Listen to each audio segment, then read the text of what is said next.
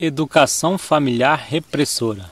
Isso é um problema porque muitas pessoas, eu passei por esse tipo de educação nessa vida intrafísica e os pais até são bem intencionados. O problema é a forma que eles foram criados. Eles acham que isso é correto, esse modo mais primitivo de educar os filhos, digamos assim, né? De reprimir ao invés de ensinar a ter mais exemplarismo. Isso infelizmente é corriqueiro aqui no intrafísico. As famílias são bem mais primitivas do que evoluídas atualmente. Então esse tipo de educação inviabiliza o processo da autonomia consciencial, né? A pessoa, quando ela é reprimida, ela fica com dificuldades na vida adulta. Quando ela é reprimida na sua infância, na sua adolescência, onde ela é forçada a seguir ditames religiosos, ditames mais primitivos, mais, digamos assim, sectários. Então essas pessoas que passaram por essas experiências acabam tendo muita angústia. Essas pessoas, elas até colocam fotos em igrejas, em locais que aparentemente estão bem, né, em locais virtuais ali, mas quem consegue já enxergar além das aparências percebe que muitas vezes essas pessoas que frequentam esses templos religiosos são as mais perturbadas, porque elas são reprimidas, né? Elas não conseguem expressar o que elas estão sentindo, o que elas querem ser na vida. Então elas não têm uma liberdade. Então esse processo de educação é muito sério e infelizmente quem passa por isso dificilmente consegue uma forma de sair dessas sequelas. Ou seja, existem sequelas. As pessoas que são reprimidas emocionalmente acabam desenvolvendo patologias psicossomáticas, elas ficam mais travadas, elas ficam mais traumatizadas, elas não conseguem entender o que elas estão sentindo. Falta um dicionário emocional devido ao processo de repressão. Elas foram coibidas ali de forma bem primitiva pelos pais, pela família, pelo sistema social, né, que reprime bastante também, atual, onde a pessoa acaba seguindo o politicamente correto ali, fica também reprimida com esse processo de querer aparentar ser normal. Tem até a doença da normose, né? Todo mundo tem uma certa complexidade porque não somos só genéticas, temos a paragenética que é responsável pelo tudo que a gente já viveu, né, em outras vidas, nas retrovidas. Então essas pessoas que não aprimoram a autopesquisa, elas ficam mais reféns dessas educações repressoras que são corriqueiras, são frequentes atualmente.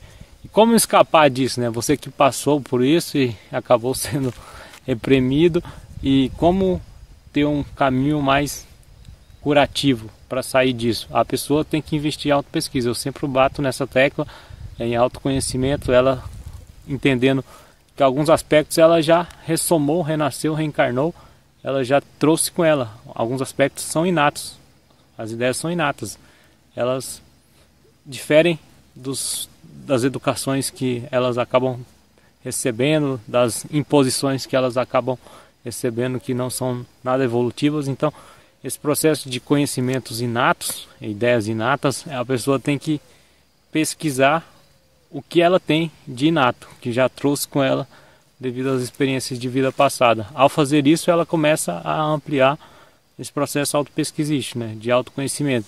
Quanto mais a ampliação desse processo de autoconhecimento, ela para de ter mágoa, de ressentimento desse processo que ela passou de repressão, e acaba perdoando os familiares, né, as pessoas mais próximas que não tiveram a devida capacidade de fazer uma educação mais evolutiva, mais evoluída, e parte para o processo de ajudar os outros. Então ela começa a ser exemplo ali nas suas manifestações no dia a dia, sempre compreendendo as pessoas de forma mais ampla, não julgando de forma psicossomática como a maioria das pessoas fazem nessa vida intravascularizada. Então cada pessoa tem um histórico genético, paragenético, e tem o processo da educação atual, né, do espírito do tempo, né? Então o espírito do tempo eu esqueci a palavra em inglês, que comanda a cultura atualmente. Então quando a pessoa ela consegue entender que ela não é refém reflexo apenas desse processo educacional dos pais e do sistema atual, que tem um determinado padrão, né, que as pessoas têm que fazer isso, estudar, passar no vestibular, casar, ter filhos. E a vida humana é muito mais além do que isso, ainda mais para o intermissivista, né, que fez um curso intermissivo. Ele começa a fazer essas reflexões mais holofilosóficas, né, para entender que o processo do ser humano é bem mais amplo, que todo mundo tem uma paragenética, por mais que renegue, que ache isso um absurdo, fantasia, mas todo mundo ressoma, reencarna. Então aí dá aquela ampliada, né? Aí você começa a entender as interprisões grupocármicas, né? Por que as famílias são tão complexas, são tão repletas de brigas, discussões, porque existem as recomposições grupocármicas. Você começa a ter a cosmovisão, né, do processo da inteligência evolutiva, que os evoluciólogos, os serenões acabam administrando essas questões aí, que acabam colocando as pessoas em determinadas famílias ali para essas pessoas poderem fazer as recomposições grupocármicas necessárias. Então, aí esse processo de repressão fica pequenininho, né? De ficar com raiva desses processos que você acabou passando lá atrás, aí expande, né, a sua visão, você acaba tendo uma cosmovisão das coisas.